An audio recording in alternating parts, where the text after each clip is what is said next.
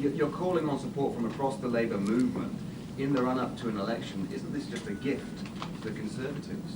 Well, it's not meant to be. I mean, perhaps you might want to reflect on that in terms of British Airways management's attitude. All we can do as a trade union is represent our members. Of course, we have a view about the political scene, but we are a trade union and we're there to represent workers, and our members in British Airways find themselves faced with an injustice and an unfairness that they feel deeply about. And of course, we will be reflecting their views and defending them as best we can. Dan Milmo from The Guardian.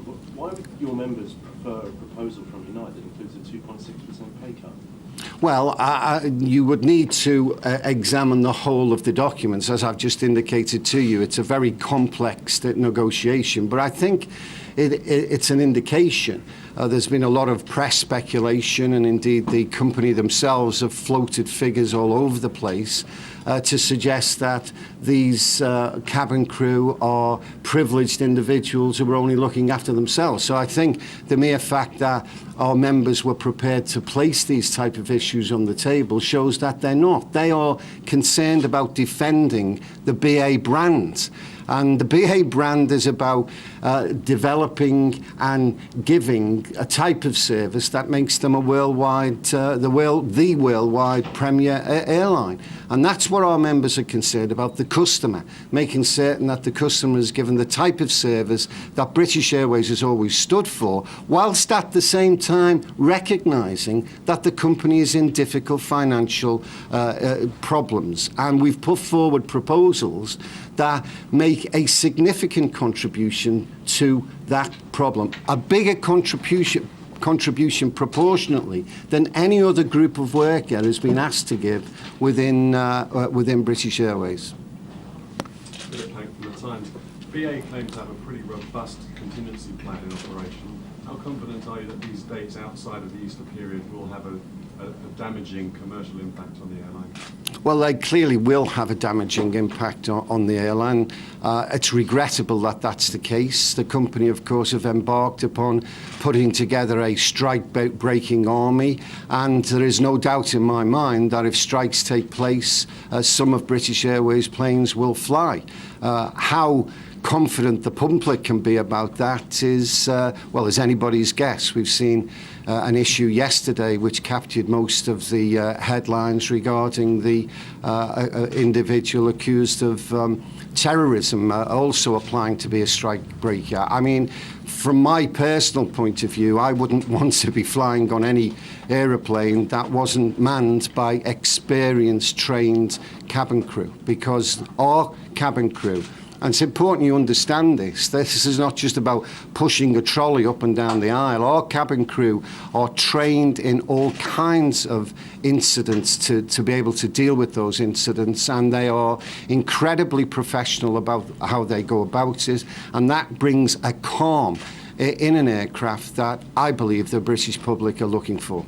But will all the people who balloted actually go on strike? Because they have been threatened, haven't they, with losing their discounted tickets? That's quite a big deal for a lot of your members. Yes, I think that's part of British Airways management's tactics of trying to bully people, and you know, I'm sure that between now and next week we'll get other threats, and our members will have to be subjected to all kinds of issues. I mean, our view all along here is, instead of the chief executive and the British Airways management channeling all of their cash and all of their energy into trying to break a strike, it would have been better if they'd have channeled that energy into dealing with the legitimate concerns. See, what the British Airways management haven't answered yet is that the largest group within their company, this iconic, not only British, but this iconic worldwide company, the largest group of employees, on 2 occasions have voted overwhelmingly to take strike action. Not mindless militants, but people who dearly love British Airways. And the British Airways management have never been answered why is that the case. And the case is that they are not being treated with respect and dignity in the manner that they should. And the quicker British Airways management realise that, then the quicker we can all get back to to working to make British Airways a successful company, take it out of its current financial difficulties, and making certain that it remains the world's favourite airline. Well, there's another potential dispute brewing, isn't there, between British Airways and your ground staff members. Can you update us on that situation? I can't update you on that at the moment. There are negotiations going on. In fact, my two colleagues either side of me are involved in that. It is true to say that there are problems in other sectors of the company, and I have to say the root cause of that is management style again. But at this juncture, I think it's best that we just concentrate on the cabin crew issue. Any more questions? Can you just clarify this? So you're going to put your latest offer, the BA's latest offer, to crew, and you hope to get feedback on that by middle of next week? Yeah, middle of next week. We're working on that. We're going to do it through electronic means. We have secure methods of communicating with our members. And obviously, we want our members to make certain that they understand precisely what is on offer. We don't want to be accused by British Airways or by the media of keeping anything away from our members. It's our members who've dictated everything that we've done so far. And so we will be giving them an opportunity to assess the offer and tell us what they think. And whatever their position is, then, of course, we will abide by it and support them in it. And how about negotiations? They're off now, aren't they? Well, there are no negotiations planned, but of course we remain open to meet with British Airways at any time, anywhere, in order to see if there is any way that we can avert what will be a devastating industrial dispute for the company. Steve Rothwell, Bloomberg News. The company says the same thing, that British Airways say they're also open to talks. Why aren't you talking? That's a good question. I mean, if they're open for talks and we're open for talks, I mean, I think the point is, after 9 weeks, where we put forward a number of options and finally an option that met all of their criteria, it's a bit rich for them to say they're still open for talks. In what sense? What else do they want from us?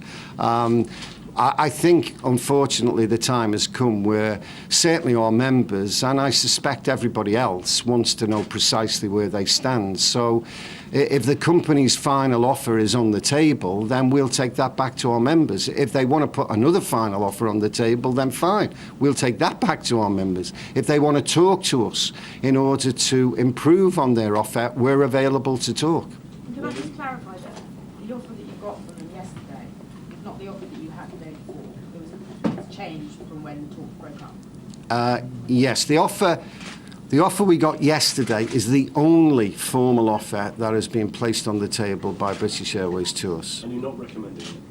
You No, say anything about it to your members? You're just going to put it out there? We're not recommending it. As I said in my statement, we'll obviously put it back to our members and we'll have to explain to our members precisely what it means, and our stewards and committee are working on that at the moment. Anybody else? Thanks very much.